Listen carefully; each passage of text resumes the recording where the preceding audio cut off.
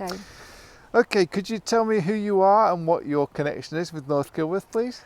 I'm Carolyne Sanders. I am church warden for St Andrew's Church, North Kilworth. I've lived in the village for 20 years and a resident of Dag Lane. Okay, fantastic.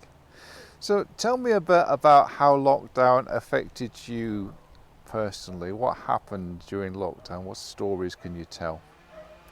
I suppose, like most people, after the initial concern, frightening thought of every time you left the house there was potential that you would end up with COVID, and realised that shopping and anything that would normally be an automatic function of everyday life became a precision engineered A military exercise. a military exercise, which probably took sort of 2 or 3 weeks really, thinking about hand sanitizer, going out early in the morning, trying to get things delivered. I suppose that realistically, because although I'm not in the vulnerable category, my husband was in the age group of it, and I've got a very aged mum. So I felt I needed the responsibility, I needed to be responsible on those parts. Once we started to formulate a group within Dag Lane, whereby we had a WhatsApp group and people started to say, I'm going to Waitrose, does anybody want anything? Does anybody need anything? Then it soon became quite a fulfilling time really, because it brought back the community spirit that potentially we'd gradually lost as a community and potentially a country over the years. Yeah. It was, and that was, I suppose, helped primarily by the clapping for carers and the NHS at 7 o'clock on a Thursday, Yeah. or 8 o'clock on a Thursday, I can't remember now. 7 o'clock. 7 yeah, o'clock on a Thursday, yeah. Thursday. And we all came out and duly stood out 2, 3, 4 metres apart, which was really quite easy on Dag Lane, and waved to various people.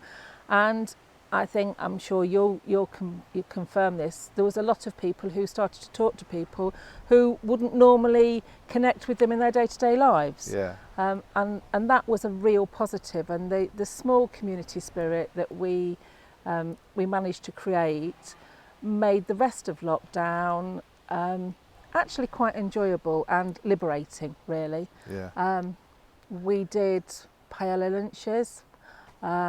We used to pop bits and pieces of food and nibbles and things on people's doorsteps in order to have like tapas 5:30s and things like that, just to be a little bit different and put a smile on someone's face. Yeah. Used to come home and have sourdough bread on my front door knocker, which was a lovely surprise. And then from clapping for carers, bringing a glass of wine out to clap for carers, so we stood out and had a 10-minute conversation afterwards. We decided that it would be nice to do something, because it soon became apparent that we were an aged group of people within our area of the community. People weren't getting out and were reliant completely on other people buying and doing shopping and the normal things. And therefore we decided that we would do a fish and chip Thursday. Which was when the takeaways started to open. It was our way of really trying to bring a bit of fun, I suppose, and a night off, and actually something to look forward to. So once a fortnight we would ring the chip shop in, I would ring the chip shop in Brownsover, which were great. They were so well organised, with a list of various things that people requested. How many people were involved? At the height, we did it for 22 households. 22 people. And we used to duly ring at sort of 2 o'clock on a Thursday lunchtime and list everything down. The orders would come in to me, and bank transfers would come in, or envelopes through the letterbox with people's orders and cash. And then David and I would nip off at 6 o'clock on a Thursday and they would all be in little carrier bags with their receipts on, and then we put them in such a way that we just drove through the village and knocked on people's doors and did a really quite a positive knock door run really, and dropped a meal off. Yeah. And it was really, really enjoyable. It was enjoyable to see people's faces, to get feedback, that it was one meal a week, that rather than going out, and most people seem to have been wanted to go out a couple of nights a week in normal times, they had a thing that they didn't have to think about what they were going to eat. And the good old fish and chips came back into fashion, I suppose. And it was just great to have human contact, I think, for a lot of people. Yeah. And the fact that it was something to look forward to. Sarah and David Holmes were always the first people to reply to the email that went out on Sunday night, always the first people to transfer money, and always had the same order. And it got to the stage where you would equally know what people would have and almost write the order down. Also shows the, I suppose, human nature. Yeah. And a great thing to bring people together. Following on from that, there was a VE Day celebration in Dagenham. Tell us about that. What happened there? The VE Day celebration was something that Jane and Mick organised. Primarily, they wanted to do it outside of the school, and the road was closed because the road was supposed to be closed from a school point of view. But obviously, the school street party wasn't going to take place because the school was in a COVID situation. So neighbours and various people got together and strategically placed themselves along Dag Lane with various bottles of wine and nibbles and things, and had a really enjoyable time, I think. At our part of Dag Lane, we stayed down here because we felt we weren't allowed to socialise. We were told we weren't allowed to socialise in groups, so we felt it would be difficult to go up to and sit outside school. But yeah, it was a lovely afternoon. The weather was great. You could hear people in Stony Close having their cream teas outside. I think we sat outside at about 6:30. Again, there was a clapping, wasn't there, or there was something that we did. And then we had more wine. Wine seems to be sort of a thing within Dag Lane, and food, but then hospitality is an important thing of making people feel welcome and needed, I suppose, and wanted. And it's quintessential human sharing, isn't it? It's human sharing, it is. Good stuff.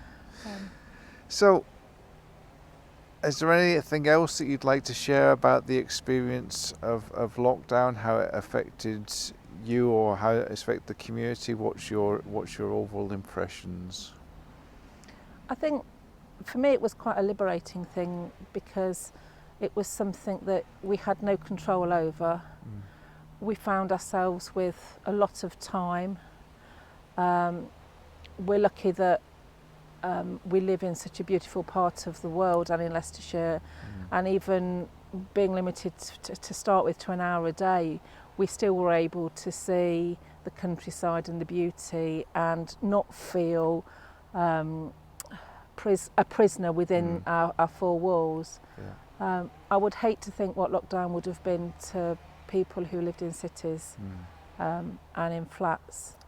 And I think our lockdown is, we always say that we live in a pretty much a bubble in North Kilworth. Life goes on round us, good or bad. And we're not aware of the real world. And realistically, I think COVID sort of enhanced that. If you had to pick 3 words that you would use to describe lockdown, what would those 3 words be?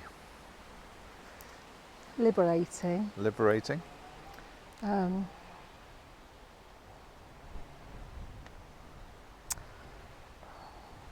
You're going to be able to stop this bit, aren't you? Yeah. I would say it's been to me, it's been a, what's the word when you, resetting. Resetting. A resetting. And worrying. Worrying, yeah. Worrying because I don't know where it's going to go. Yeah. Life is on hold. Everybody always says there's no dress rehearsals in life. And I think there isn't a dress rehearsal, and yet we're all standing in the wings of the stage at the moment, not being able to plan. Yes. I think that's a good and a bad thing. I think actually living the day to day is important, and I think we've all got used to planning too much. Yeah. So I think getting back down to basics and being aware of community, and where God is in all that as well. One of my biggest regrets is that the church is still in a state of reordering. So although we are able to reopen, we're not able to reopen. Yes. And I think there was a lot of time in the height of COVID where it would have been nice to do something even outside of church for people to have had a space. But then nothing ever comes at the right time. So the positive is, I suppose, that if we hadn't have started the reordering, we wouldn't have been able to do it, and we probably wouldn't have ended up, in theory, with the community building that we are no doubt going to get at the end of it. Okay. Thank you, Carolyne. All right. Okay.